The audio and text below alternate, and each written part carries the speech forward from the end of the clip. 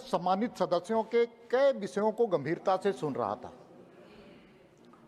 और ध्यान में आया कि ग्लोबल क्राइसिस के नाम पर कलेजा फाड़ फाड़ करके विधवा विलाप कर रहे थे। ग्लोबल क्राइसिस के नाम पर घड़ियाली आंसू बहा रहे थे और घड़ियाली आंसू इसलिए बजा रहे थे कि भारत की आर्थिक अर्थव्यवस्था को कैसे कमजोर किया जाए। और ये कोई पहली चाल आपकी नहीं है, इसके पहले भी आपने कोविड-19 के समय में, कोरोना के कालखंड में भ्रम पैदा करने का आपने प्रयास किया था और वैक्सीन को भी आपने भगवा वैक्सीन बना करके देश की जनता को दिग्भ्रमित करने का आपने प्रयास किया था।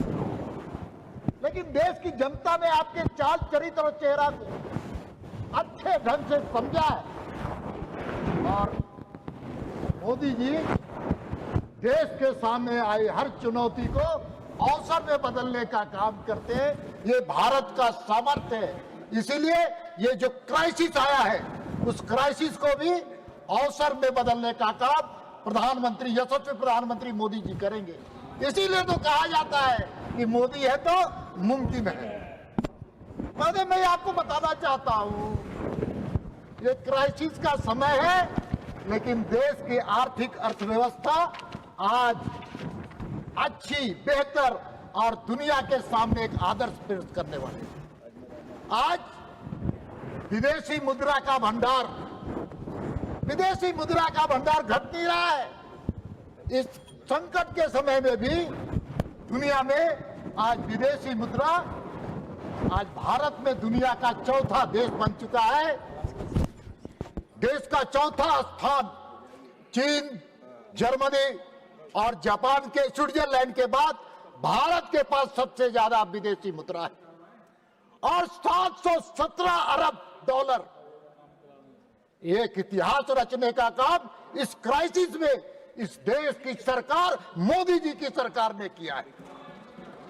अब मैं आपको भी याद दिलाना चाहता हूं कि 2014 का कालखंड, 2014 का कालखंड और 2014 के कालखंड में आपके पास भी विदेशी मुद्रा आपकी योजना के तहत जमी की मात्र कितना था, 317 अरब डॉलर और आज 700 से पार।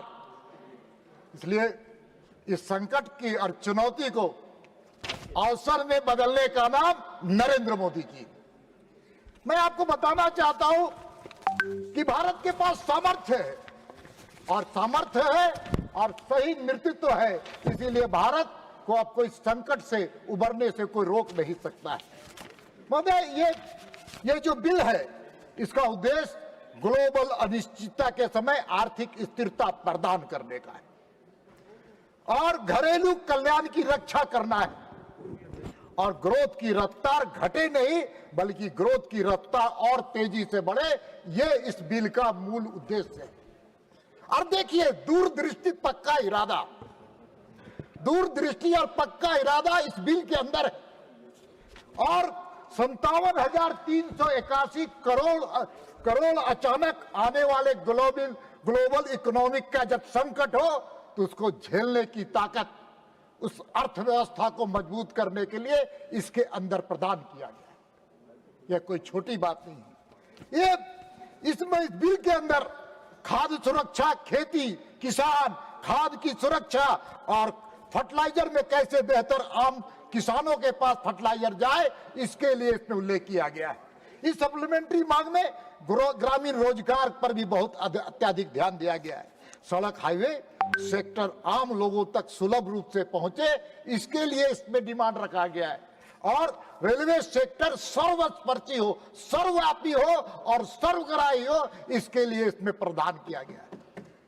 महोदय, देश की रक्षा का सवाल की चिंता करने वाला नाम मोदी सरकार है और उसके लिए मजबूत करने का, अगर रक्षा के सेक्टर में करने का इसमें प्रावधान किया गया, उसमें राशि आवंटित की गई है। राज्यों को अधिक सहायता देने का, शोध क्षेत्र में, R&D में, इसमें कैसे बेहतर हम शोध करके भारत को विकसित राज्य बनाने का जो संकल्प है इसके अंदर है। और महोदय, एटॉमिक एनर्जी के माध्यम से सकारात्मक ऊर्जा कैसे प्रदान की जाए, इसके लिए इसमें मांग की गई महोदय। अब भारत नया भारत है, आत्मनिर्भर भारत है, स्वावलंबी भारत है, समर्थ भारत बनने की दिशा में आगे बढ़ चुका है महोदय। यूपीए के 2014 के भारत की अर्थव्यवस्था मात्र $2 ट्रिलियन की थी। आज एनडीए के शासन में $3.7 ट्रिलियन और जीडीपी का अगर बात की जाए तो आज 7% से ऊपर हमारा जीडीपी का रेट है। और आज हम कह सकते हैं यूपीआई के मामले में हम दुनिया के अंदर सबसे सर्वश्रेष्ठ देश बने हुए हैं। दुनिया का जो यूपीआई का डिजिटल पेमेंट का मामला, उसका 40% भाग दुनिया का 40% भाग भारतीयों के द्वारा किया जाता है। और अगर कहा जाए तो 10 से 12 अरब प्रत्येक माह का ट्रांजैक्शन यूपीआई के माध्यम से होता है। अगर एक महीने की, एक साल की बात की जाए तो 180 लाख करोड़ रुपया आज यूपीआई के माध्यम से ट्रांजैक्शन होता है। यह है भारतीयों का सामर्थ्य। इसमें इस बात का हम लोगों को विचार करना चाहिए महोदय। आज 2014 में राष्ट्रीय राजमार्ग लगभग 91,000 किलोमीटर था, आज 1.46 लाख किलोमीटर है महोदय। और वर्तमान में एम्स की संख्या लगातार बढ़ते चली जा रही है। आपके कालखंड में 7 एम्स था, आज 22 एम्स बन चुके हैं महोदय। और 2014 में 54,000 छात्र एमबीबीएस के छात्र थे, आज के समय में 1,80,000 एमबीबीएस के छात्र प्रधानमंत्री जी के सौजन्य से आज वो शिक्षा प्राप्त कर रहे हैं। इधर रक्षा के क्षेत्र हो, यहाँ संजय सेठ जी बैठे हुए हैं। 2014 में रक्षा सामग्री निर्यात लगभग 686 करोड़ का था, आज 21,000 करोड़ से अधिक भारत रक्षा सामग्री को निर्यात कर रहा है। आज दुनिया के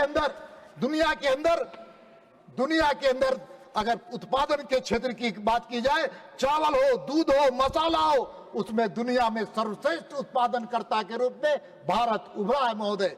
और दुनिया में दूसरे स्थान पर गेहूं उत्पादन, कभी किसी समय में हम अमेरिका से गेहूं का आयात करते थे, आज गेहूं हम निर्यात कर रहे हैं। गेहूं के उत्पादन के क्षेत्र में, चीनी उत्पादन के क्षेत्र में, मोबाइल मैन्युफैक्चरिंग के क्षेत्र में भारत आज दुनिया का दूसरा स्थान प्राप्त किया। दुनिया का अगर मछली उत्पादन की बात की जाए, बिजली उत्पादन की बात की जाए, स्टील इकोसिस्टम की बात की जाए, तो दुनिया के अंदर भारत तीसरा स्थान है महोदय। हम थोड़ा कांग्रेस के कालखंड की भी बात करें।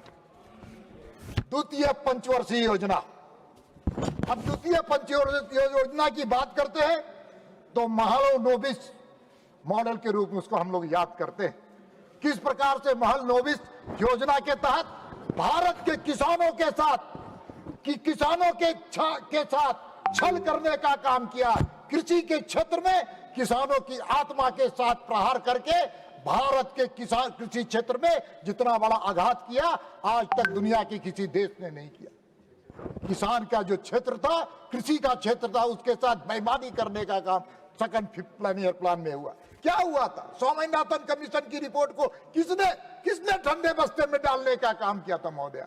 वो कांग्रेस थी। आज एमएसपी नरेंद्र मोदी जी की सरकार आई तो किसानों को एमएसपी भी देने का काम किया महोदय। इसलिए आज हमारे कई मित्र, कम्युनिस्ट मित्र आलोचना कर रहे हैं भारत की आर्थिक अर्थव्यवस्था का। मैं उनको बताना चाहता हूं कि मार्क्स हो, लेनिन हो और हिगेल हो, आज उनकी अर्थव्यवस्था पर ना चीन चलता है ना रसिया चलती है। आज वहां भी मिक्स्ड इकोनॉमी के आधार पर हम सब आगे बढ़ रहे हैं, वहां चाइना आगे बढ़ रहा है, इसलिए उनको इस प्रकार की आलोचना करने का कोई अधिकार नहीं है महोदय।